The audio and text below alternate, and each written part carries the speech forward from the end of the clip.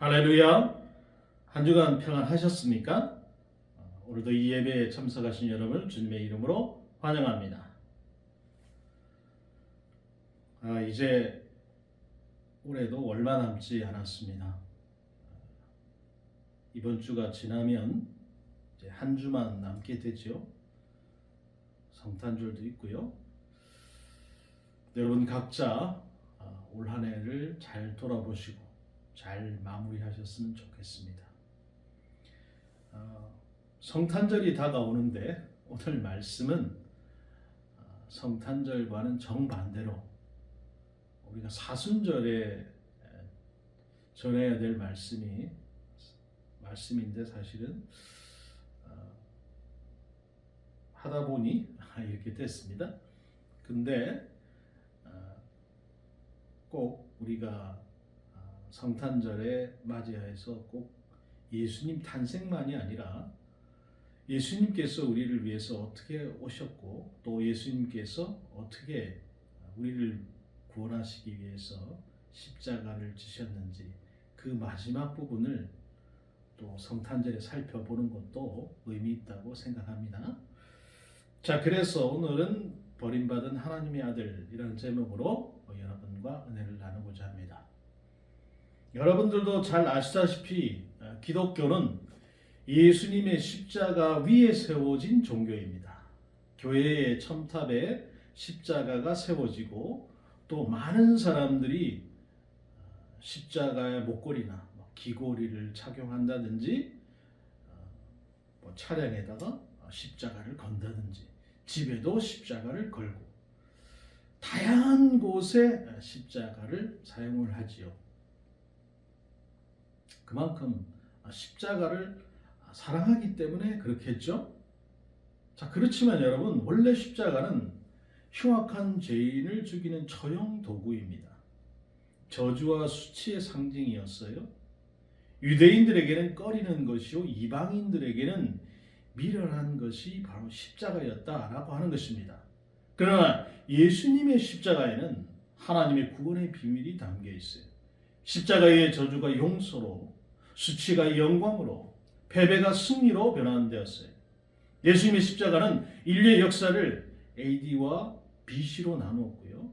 우리의 삶과 또 영혼의 운명을 결정짓는 기준이 되었어요. 이 시간 우리는 이 골고다 언덕으로 나아가서 십자가의 그 비밀을 깨닫고 그리스도의 사랑과 용서를 누리시기를 주님의 이름으로 축복합니다. 자, 그렇다면 우리는 십자가 앞에서 무엇을 깨달아야 되는가? 우리의 죄를 깨달아야 된다라고 하는 것입니다. 1절부터 오늘 15절까지 이 예수님의 재판 장면이 나오는데요. 재판이 진행되면 될수록 예수님의 그 무죄함이 점점 더 확실하게 드러납니다. 오죽했으면 재판장인 빌라도가 예수님의 그 구명을 위해서 온갖 몸부림을 치는 장면이 나오겠습니까? 그러나 재판의 결과는 유죄요, 사형이었어요. 어떻게 이런 말도 안 되는 일이 일어날 수 있단 말입니까? 누가 진짜 죄인입니까? 이 재판에서 형식적으로 유죄 판결을 받은 사람은 예수님이지만 실질적으로는 죄 없으신 예수님을 죽음으로 몰고 간 이 종교 지도자들, 군중들, 빌라도가 그들인 것이죠. 자, 그렇다면 이 예수님을 그들이 죽이고자 한 이유가 무엇이냐는 거예요. 그 첫 번째는 이 종교 지도자들은 자신의 기득권을 지키기 위해서 아무 죄 없으신 예수님을 죽이고자 했던 것입니다. 예수님의 가르침과 영향력이 자신들의 권위를 위협한다고 생각했기 때문이에요. 예수님이 백성들로부터 진심 어린 사랑과 인정을 받는 것을 더 이상 두고 볼 수 없었던 겁니다. 나에게 전혀 없는 그 진정성을 가진 그 예수님을 시기하고 질투했어요. 마침내 예수님을 없애기 위해서 거짓 증언을 동원하고요. 무리를 매수하고 선동하는 온갖 지저분한 짓을 저지르고 말았죠. 우리는 세상에서도 이런 일들을 봅니다. 이번에도 우리는 그런 일을 봤어요. 이 사람들 평소에 고상한 척 깨끗한 척 하면서 온갖 폼을 다 잡았지만 그 내면은 부패하고 타락해서 썩은 냄새가 진동을 하고 있었다는 겁니다. 이번에도 이 탄핵 사건에 교회들은 아무 얘기를 하지 않고 있습니다. 교회가 중립을 지켜야 되는 것은 맞습니다. 그러나 정의롭지 않은 것에 중립을 지키는 것은 하나님께서 원하시는 일이 아니라고 생각합니다. 일부 큰 교회 목사들은 오히려 탄핵이 잘못됐다고 얘기합니다. 여러분 맞습니까? 그들은 자신들의 기득권을 지키고자 성도들에게 정의로운 말을 하지 않습니다. 이것은 예수님이 원하는 정의가 아니죠. 마찬가지였어요. 이 종교 지도자들도 마찬가지였다는 거예요. 두 번째로 여기에 있는 이 무리들 또한 자신이 원하는 것을 주지 않았다고 해서 예수님을 못 박으려고 했어요. 원래 무리들은 예수님께 적대적이지 않았습니다. 환영하고 추종하기까지 했죠. 그 이유는 예수님이 이스라엘 왕이 되어서 로마로부터 독립을 이끌어낼 수 있을 것이다. 큰 기대를 하고 있었기 때문이에요. 오병이어로 5,000명을 먹일 수 있는 능력이라면 우리들의 경제 문제 또 우리들이 탄압받고 있는 이 로마로부터 이 압제로부터 우리들이 다시 일어날 수 있을 것이다. 그러나 예수님은 무리들의 그 기대와는 전혀 다른 길을 가신 거예요. 그러자 무리들은 돌변했습니다. 기대가 컸던 만큼 실망도 컸고요. 실망은 곧 미움으로 변하고 말았어요. 몇몇 사람들이 가짜 뉴스를 퍼뜨리고요. 선동을 하니까 무리들은 거기에 너무나 쉽게 휩쓸리고 말았어요. 십자가에 못 박아라! 그들의 외침은 군중이 얼마나 변덕스럽고 어리석고 잔인해질 수 있는가를 단적으로 보여주는 대목이죠. 세 번째는 누구입니까? 바로 이 빌라도입니다. 자신의 이익을 위해 예수님을 십자가에 내어주고 말았어요. 빌라도는 예수님에게 아무런 죄를 찾지 못합니다. 이번 고발이 이 종교 지도자들의 시기 때문에 이루어진 것이라는 것을 본인은 정확하게 파악을 하고 있었어요. 그러면 예수님에게 당장 무죄를 선고하고 석방을 했어야 옳지요. 그러나 빌라도는 결국 그렇게 하지 않았어요. 왜냐하면 무리들이 소요 사태를 일으킬까 봐 두려웠기 때문입니다. 그러다가 로마 황제로부터 찍혀서 앞으로 자기가 승진할 그 길이 막힐까 봐 걱정이 되었기 때문이죠. 빌라도는 다 알면서도 진리를 외면하고 책임을 회피했어요. 아무리 예수님을 놓아주려고 노력했다고 변명을 해봐도 자신이 불의에 가담했음을 부인할 수 없는 것입니다. 이 세 무리의 사람들이 보여주는 모습이 서로 달라도 한 가지 공통점이 있죠. 다 자기를 너무나 사랑한다는 점이에요. 하나님 사랑, 이웃 사랑은 없어요.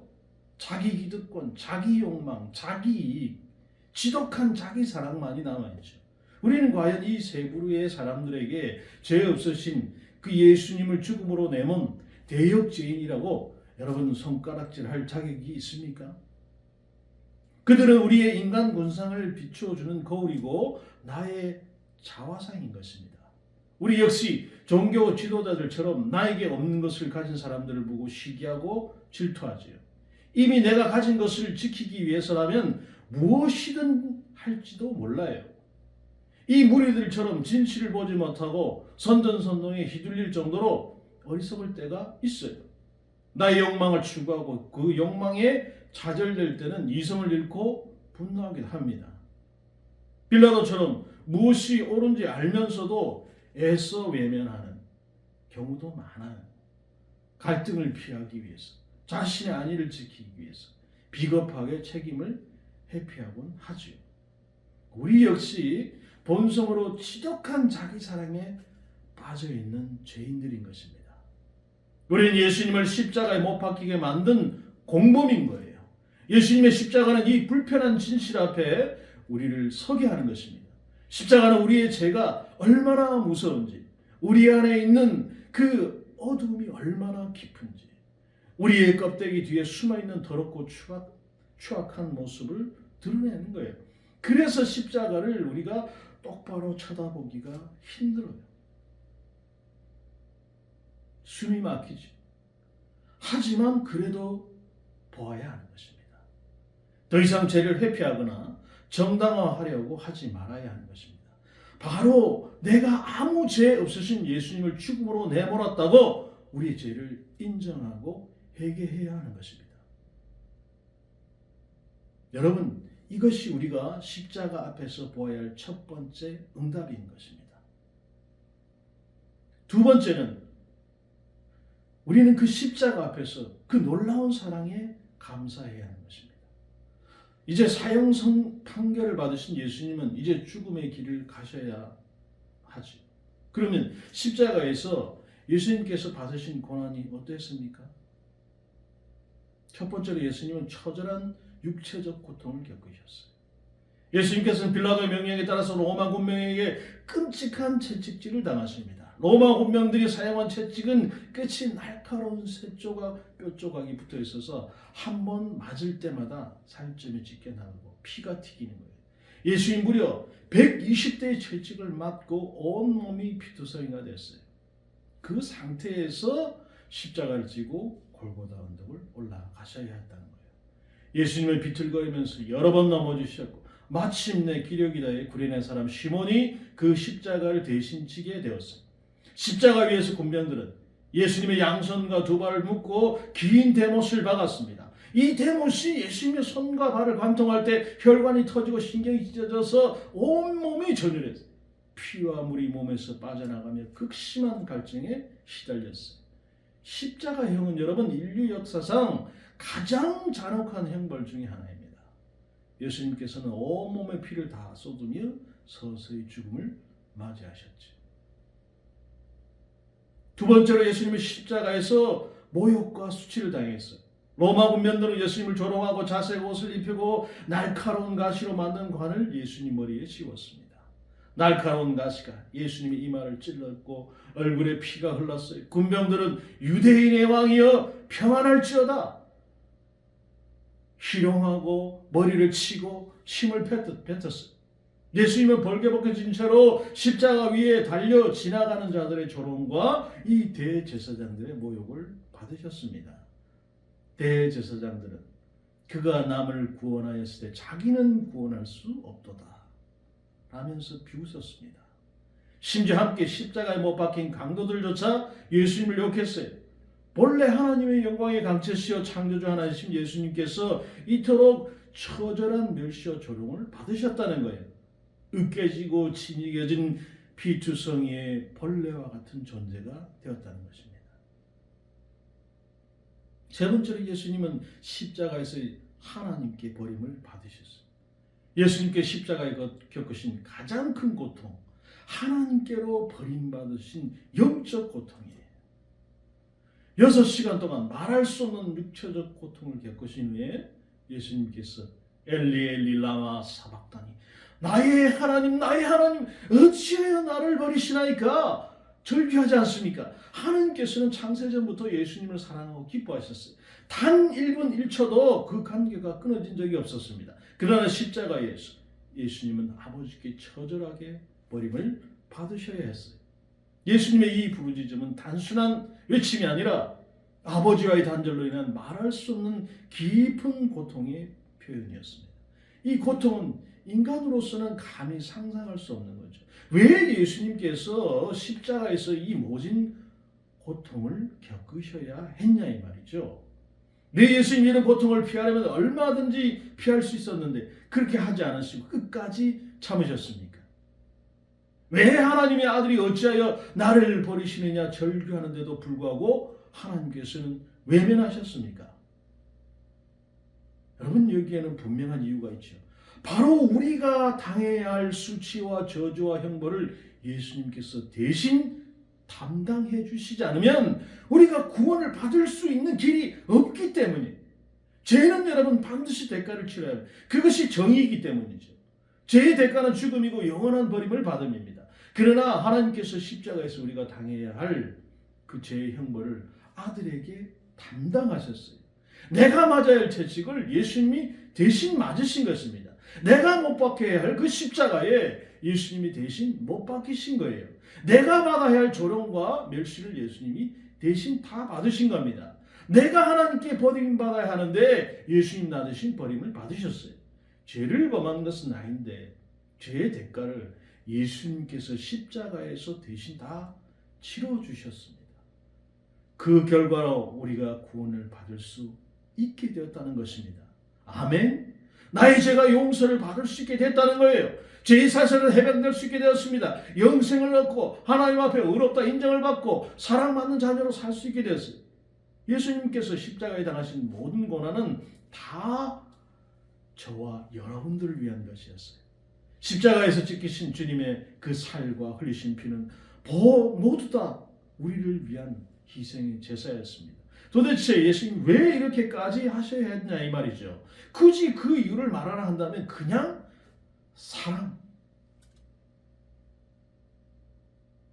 사랑이라는 말밖에는 더할 말이 없습니다.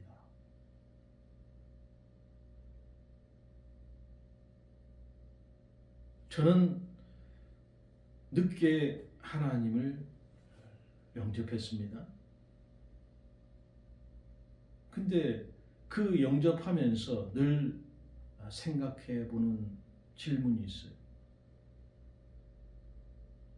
그것은 바로 왜 주님은 나 같은 사람을 사랑하나? 왜 예수님은 왜 그 고통과 조롱을 끝까지 참으실 정도로 우리를 사랑하시는가? 왜 아버지께 버림받는 일까지 감수하시면서 우리 같은 죄인을 사랑하실까? 모르겠어요. 정말 모르겠어요. 다만 말할 수 있는 것은 여러분 이거 하나뿐입니다. 우리를 사랑하시기 때문에. 이 사랑은 여러분 이 세상 그 어디에도 찾을 수 없는 놀라운 사랑.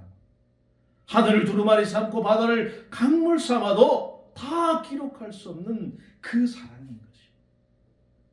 이 십자가의 사랑을 매일의 삶 속에서 우리를 새롭게 하십니다.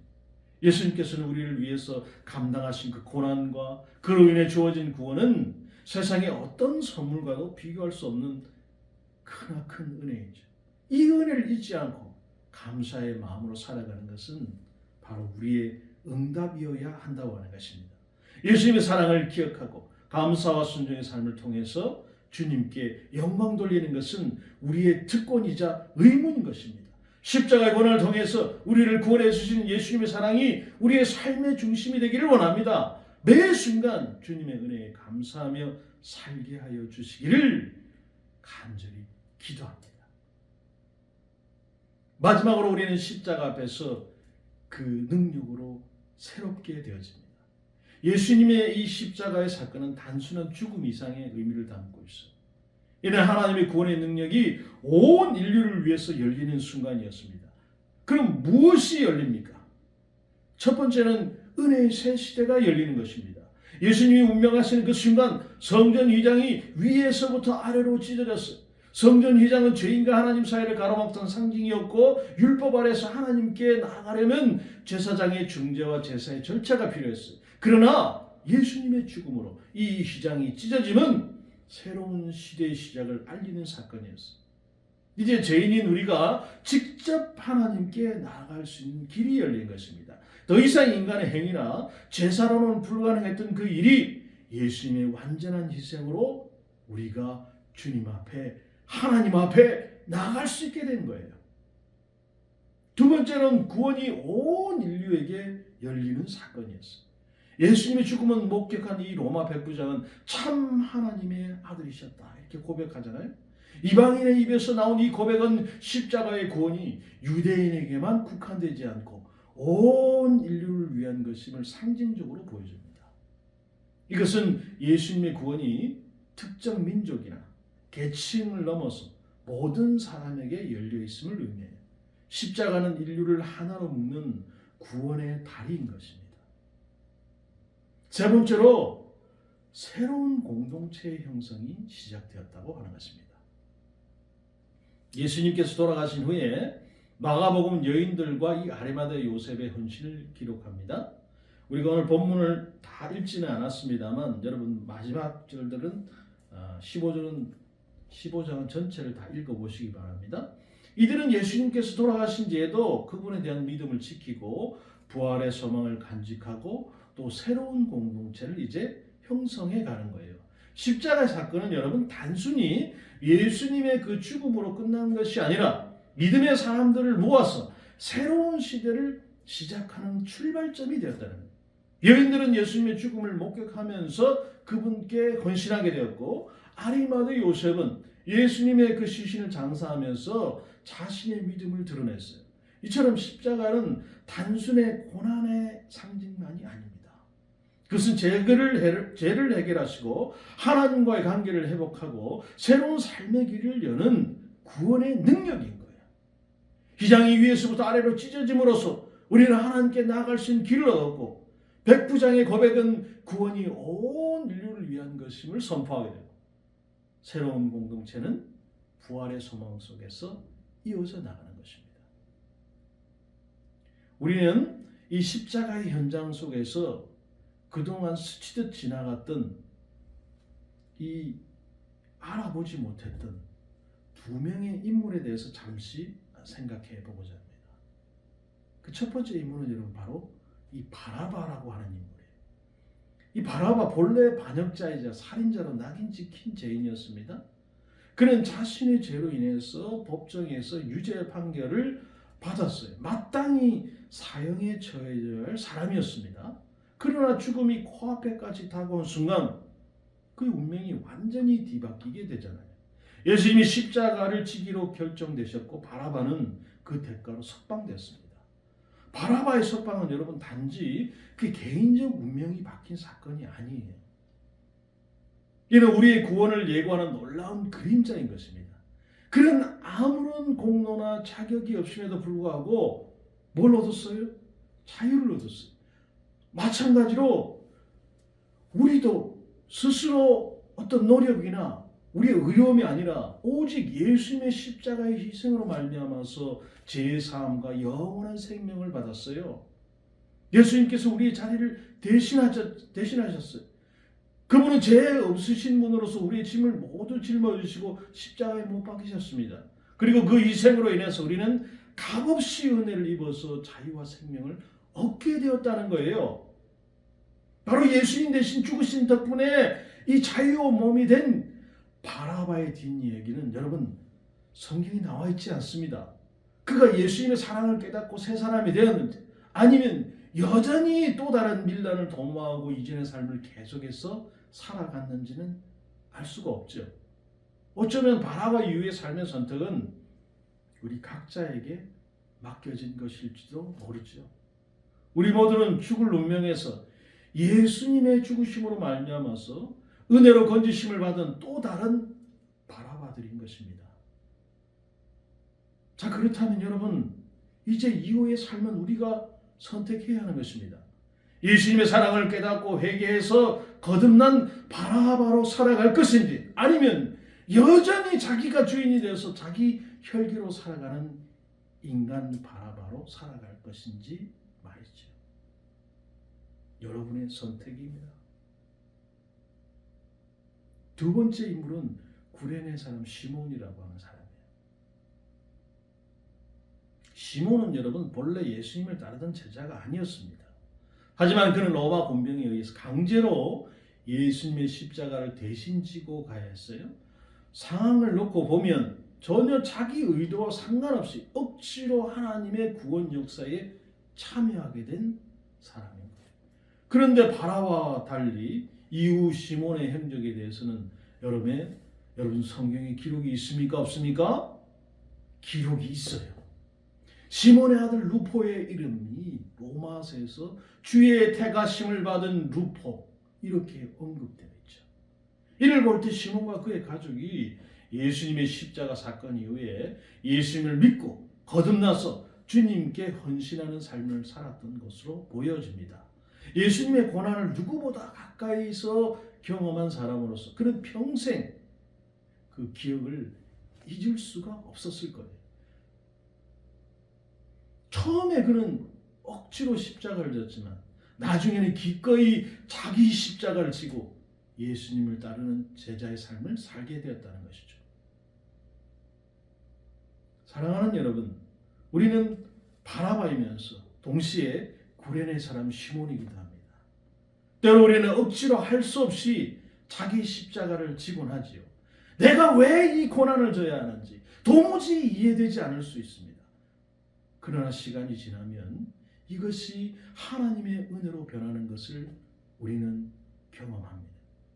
그 당시엔 그저 어쩌다 우연히 만난 고난인 줄만 알았는데 나중에 보니 내 삶의 열매를 맺으실 하나님의 더 큰 계획, 그 일부였다는 사실을 우리에게 깨닫게 되는 것이죠. 이 놀라운 전환을 이루는 키가 여러분 바로 예수님의 십자가였다라고 하는 것입니다. 예수님의 십자가는 우리의 죄를 드러내는 고발장인 동시에 하나님의 사랑을 증언하는 러브레터요, 우리의 삶을 새롭게 하는 구원의 능력인 것입니다. 바나바처럼 우리는 은혜로 살게 되고 시몬처럼 억지로 진 십자가도 결국 은혜의 도구가 되는 것입니다. 십자가는 과거의 사건이 아니라 오늘날에도 우리 삶에 역사하는 것입니다. 죄를 직면하게 되고 사랑에 감사하고 새롭게 살아가게 만들어줍니다. 그러므로 사랑하는 예수 은혜교회 성도 여러분, 십자가를 바라보며 주님의 사랑을 기억하시기 바랍니다. 우리를 위해서 자신을 내어주신 예수님께 감사하면서 그 사랑을 세상에 증거하면서 살아가시는 저와 여러분, 우리 예수 은혜교회 모든 성도들이 다 되시기를 주님의 이름으로 축복합니다.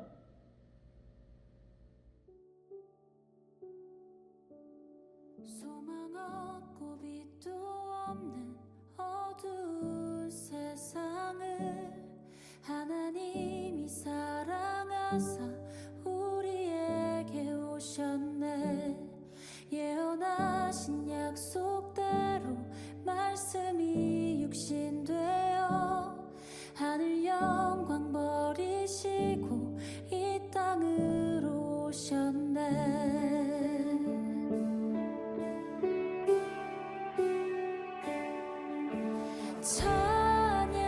찬양하세 우리 주 삼위일체 하나님, 지극히 높으신 주 영원토록 찬양합니다.